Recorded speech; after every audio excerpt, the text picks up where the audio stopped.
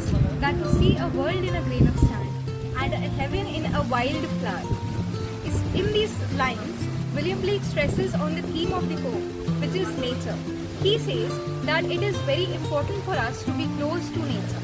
And why so? Because nature is the manifestation of God.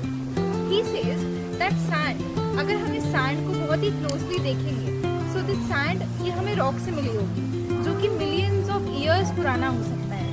So he stresses on the fact कि हम लोग ordinary चीज़ों में, simple चीज़ों में भी बहुत deep philosophy ढूंढ सकते हैं. He says that we can find beauty even in the ordinary things which exist. For example, he says that in this wild flower we can see the heaven.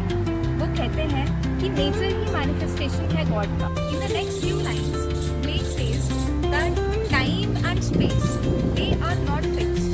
Instead, they are relative. For example, when we are happy, तो एक our भी एक second की तरह बीत सकता है. But when we are sad, तो वो एक घंटा भी हमें eternity की तरह लग सकता है.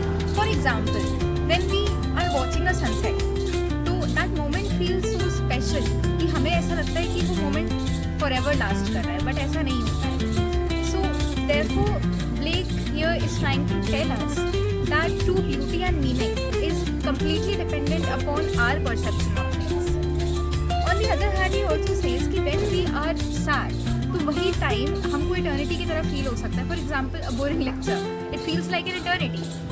So therefore, what he is trying to say is that time is not fixed, space is not fixed. It is completely upon us. अगर हमें happiness चाहिए, तो हमें happiness को अपने present moment में feel करना पड़ेगा.